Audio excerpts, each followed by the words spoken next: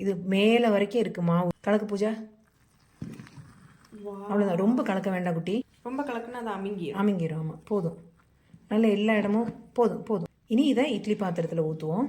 பண்பான உள்ளங்களுக்கு எனது பணிவான வணக்கங்கள். எல்லாருக்கும் மெரி Christmas and happy new year in advance. Christmas முடிஞ்சு இப்போ 2 நாள் ஆச்சு.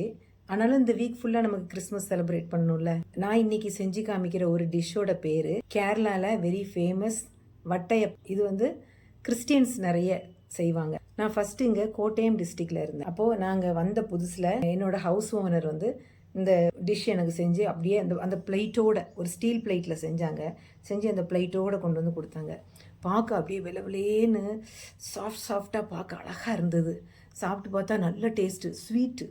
இட்லி மாதிரி இருக்கும், ஆனால் ஸ்வீட்டாக இருக்கும். ரொம்ப நல்லா இருந்தது. அது எப்படி செய்கிறதுன்னு பார்ப்போமா?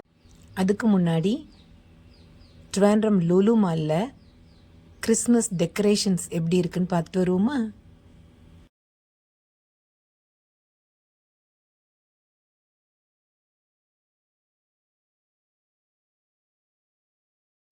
Full and full lights. அப்படியே கனவு உலகத்துக்கு போன மாதிரி இருந்தது. நம்ம எல்லா வருஷமும் பார்க்குற மாதிரி ஜிஞ்சர் பிரெட் வச்சுட்டு பில்டிங் அண்ட் கிறிஸ்மஸ் பாப்பா.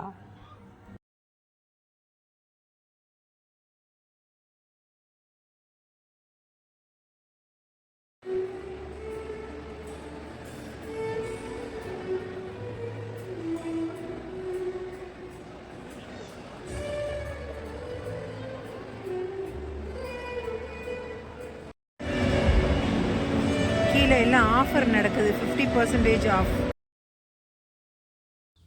இப்போது ரெசிபி பார்த்துட்டு வருவோமா? ஃபர்ஸ்ட் இந்த 1 கப் ரைஸ் நான் அளந்து வச்சுருக்கேன். சாதா பச்சரிசி, விலை குறைஞ்ச பச்சரிசி, மாவு பச்சரிசி இருக்குல்ல, அது போதும். பொன்னி அப்படி உள்ள பச்சரிசிலாம் எடுத்திங்கன்னா இவ்வளோ இதாக வராது. இந்த கிளாஸுக்கு 1 கிளாஸ் பச்சரிசி எடுத்துருக்கேன். அது நல்ல தண்ணி ஊற்றி 2-3 ட்ரிப்பு கழுகிட்டு ஊற வச்சுக்குவோம். இனி அரைக்கும்போது நான் என்னென்ன சேர்த்து அரைக்கணுன்றதை காமிக்கிறேன். இது 3-4 தண்ணியில் கழுகி நீட்டாக வச்சுட்டேன். இது 1 மணி நேரம் கழித்து அரைக்கும்போது பார்ப்போம். இதுதான் பஞ்சுக்குட்டி எனக்கு வாங்கிட்டு வந்த புல்லட் மிக்ஸி.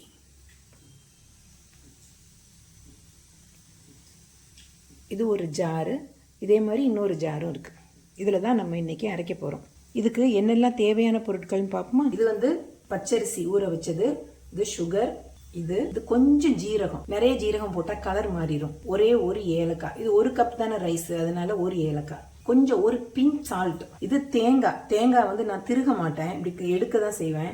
இது தேங்காயில் ப்ரௌன் கலரில் இருக்கும்ல மேலே, அதை கத்தி வச்சு எடுத்துடணும். எடுத்து இப்படி பியூர் ஒயிட் ஆக்கிடணும். நீங்கள் திருகுனீங்கன்னா நல்ல பியூர் ஒயிட்டாக திருகணும், கீழே அந்த சிரட்டை வரைக்கும் போகாமல். இது வந்து சின்ன முறிக்கு 1 முறி தேங்காய் எடுத்திருக்கேன். அப்புறம் இந்த தேங்காய் நல்ல முத்தின தேங்காய், இவ்வளோதான் தண்ணி கிடச்சிது. தேங்காய் தண்ணி இருந்தால் எடுத்துக்கலாம். இது 1/2 கப் ரைஸ், நம்ம சாதா வீட்டில் வடிப்போம்ல சாதம், அது 1/2 கப். இது ஈஸ்ட் வந்து 1 ஸ்பூன் போட்டுக்கலாம். குட்டி டீஸ்பூனுக்கு 1 ஸ்பூன் போட்டால் போதும். இவ்வளோ ஈஸ்ட் போட்டிருக்கேன் நான். இது வந்து கிறிஸ்டலாக இருக்கும்ல ஈஸ்ட், அது இருந்தாலும் ஓகே. ஆனால் இந்த இன்ஸ்டன்ட் ஈஸ்ட் தான் நல்லா இருக்கு, டக்குன்னு சொன்னபடி கேட்குது. இந்த புல்லட் மிக்சியில் எல்லாம் போட்டு நான் அரைக்கிறது எப்படின்னு காமிக்கிறேன். ஃபஸ்ட்டு இந்த ரைஸ் போட்டு, இது எல்லாம் ரொம்ப ஈஸி. எல்லாத்தையும் ஒன்றா போட்டு நம்ம அரைச்சி எடுத்து வச்சுட்டா போதும். இது 4 to 5 மணி நேரம் ஆகும் ஃபெர்மெண்ட் ஆக. இப்போது நல்ல கூலாக இருக்குல்ல, இப்படி இருக்கிற சமயம் நீங்கள் தண்ணிக்கு பதிலாக லைட்டாக வெதுன்னு தண்ணி ஊற்றுனீங்கன்னா அது சீக்கிரம் அரைஞ்சிரும். இந்த தேங்காய் தண்ணி இதில் ஊற்றிடுறேன். ஊற்றிட்டு இப்போ அரிசியை மட்டும் நல்லா அரைப்போம்.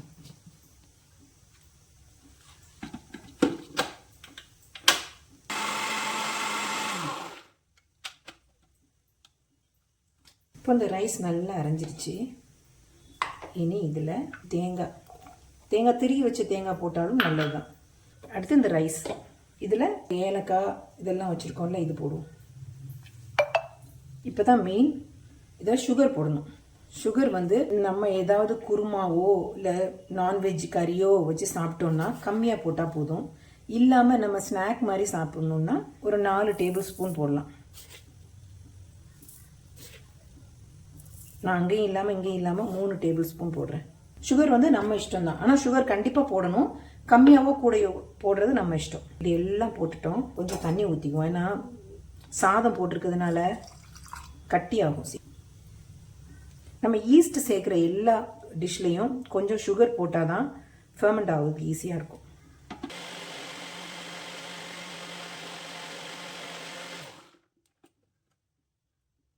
திறந்து பார்ப்போமா? இந்த ஏலக்காவும் ஜீரகமும் சேர்ந்து வர்ற ஸ்மெல்லு, அது ஒரு மாதிரி பெக்கூலியர் ஸ்மெல், நல்லா இருக்கும். டேஸ்ட் பார்க்குறேன்.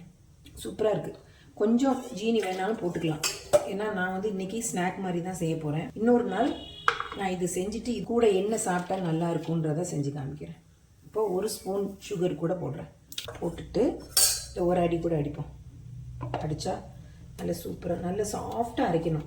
இது நல்லா அரைஞ்சிருக்கு, இன்னும் கொஞ்சம் கூட வரப்போம்.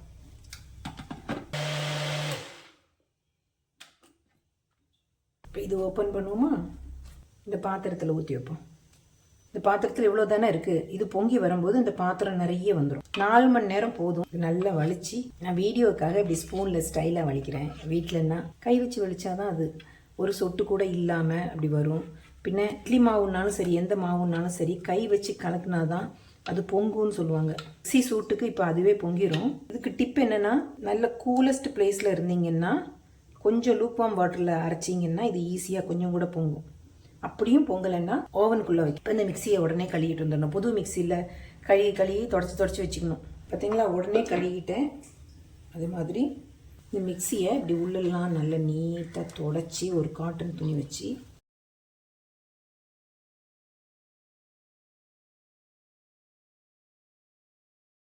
அழகாக எடுத்து வச்சிடணும். இருக்குல்ல, இதை ஒரு பிளேட் போட்டு மூடிட்டு 4 மணி நேரம் கழித்து பார்ப்போம். எத்தனை மணி நேரம் ஆகுதுன்றதை நான் அப்புறம் சொல்கிறேன். என்ன, இப்போ நான் இட்லி பாத்திரத்தில் தண்ணி வச்சுருக்கேன். இந்த மாவு வந்து 4 மணி நேரம் ஆகும்போது எனக்கு மேலே வர புளிச்சு வந்துட்டு, நான் வெளியில் போக வேண்டி இருந்ததுனால இதை ஒரு இலக்கி ஃப்ரிட்ஜில் வச்சுட்டு போயிட்டேன். இப்போயும் பாருங்கள், இது இப்படி பொங்கி தான் இருக்குது. இதை லைட்டாக இப்படி இலக்கும்போது இது பழைய மாதிரி வந்துடும். ரொம்ப போட்டு அடித்து இது பண்ண வேண்டாம். இப்படி முறையாக இருந்தால் தான் நல்லாயிருக்கும். இப்போது இதை இட்லி குக்கர்லேயோ இல்லை இட்லி தட்டிலையோ இட்லி ஊற்றுற மாதிரி வேணாலும் ஊற்றலாம். ஆனால் ஃபஸ்ட்டு எனக்கு கிடைச்சது வட்டையப்பம்னா எல்லாம் கேக் ஊற்றுற மாதிரி தான் ஊற்றுவாங்க. அப்போது நான் பழைய ஒரு இட்லி குக்கர் வச்சுருக்கேன். அதுக்கு மேலே இந்த பிளேட்டை இப்படி கமத்தி போடணும். கமத்தி போட்டுட்டு இந்த கேக் டின்னில் நான் நெய் தடவி வச்சுருக்கேன். அதை இதுக்கு மேலே வைக்கணும். தண்ணி நல்லா கொதிக்கணும். பொதுவாக இட்லி செய்யும் போதும் தண்ணி கொதிச்சதுக்கப்புறம் ஊற்றுனா சாஃப்டாக வரும்பாங்க. அதே தான் இதுவும். இப்போ இந்த மாவை இதில் ஊற்றுறோம். இந்த பிளேட்டுக்கு ஹாஃப் பிளேட் இருந்தால் போதும். நம்ம சாப்பிட்ற பிளேட் இருக்குல்ல, ஸ்டீல் பிளேட், அதில் கூட வைக்கலாம். எனக்கு இந்த சின்ன பிளேட் இல்லை, கொஞ்சம் பெருசாக இருக்குது, அதனால இதுக்குள்ளே வைக்க முடியாது. அதனால தான் இந்த கேக் டின் எடுத்திருக்கேன். டின்னோ இந்த பிளேட்டோ வைக்க முடியாதவங்க சாதாரணமாக இட்லி செய்கிற மாதிரி செய்யலாம். இப்போது இந்த தண்ணி கீழே நல்லா கொதிச்சிருச்சு. இதை மூடி போட்டுருவோம்.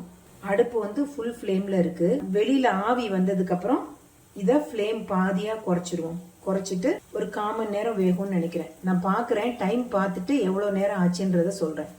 நான் போட்ட 1 கிளாஸ் ரைஸில் இவ்வளோதான், மாவு வேற இல்லை, ஒரு பிளேட் தான் வரும். இப்போ இது ஆவி வந்துருச்சு. நான் கொஞ்சம் குறைச்சி வைக்கிறேன். மீடியம் ஃப்ளேமில் வச்சுருக்கேன்.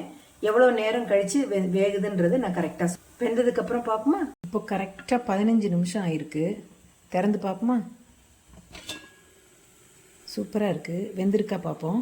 இதை மாதிரி ஒரு கம்பி எடுத்துக்குவோம். பாருங்க, கம்பியில் ஒட்டாமல் வந்துருச்சு. அப்போது இது வெந்துருச்சு. இப்போ ஆஃப் பண்ணிடுவோமா? ஆஃப் பண்ணிட்டேன். இதை எடுத்து இப்படி கீழே வச்சுருவோம். கொஞ்சம் ஆறட்டும். ஆறுனதுக்கப்புறம் இது எப்படி இருக்குன்னு பார்ப்போம்.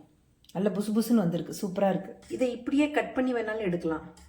நான் ஃபுல்லாக பிளேட்டில் கமத்தலான்னு நினச்சிட்ருக்கேன். பார்ப்போம் வருதாங்க.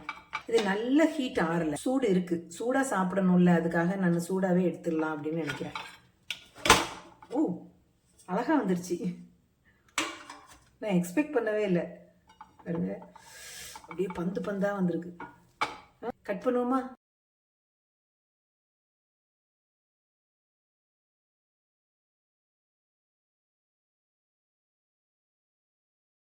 சி, அப்படியே சாஃப்டாக இருக்குது.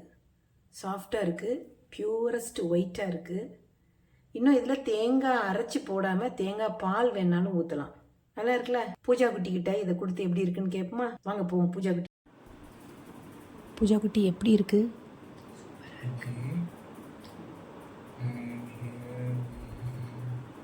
I just go to the Jira verse and see what was that. This one, right? Pooja குட்டி மீட்டிங்கில் இருக்கா, அதனால தான் அமைதியாக பேசுகிறா. இப்போ சொல்லு என்ன கம்ப்ளைண்ட்டுன்னு. பஞ்சசாரை கொஞ்சம் கூட்டிருக்கலாம். This one, right? Very nice.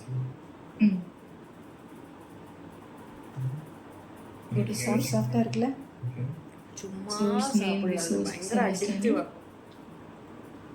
And yeah, what was the one? We have to check in the Jira. இந்த வட்டையப்பம் பார்த்தீங்களா? இது நம்ம சாதா இட்லி ஊற்றுற மாதிரி ஊற்றலாம். இப்போது அடுத்த ஒரு சூப்பர் வீடியோவில் பார்ப்போமா? தேங்க்யூ.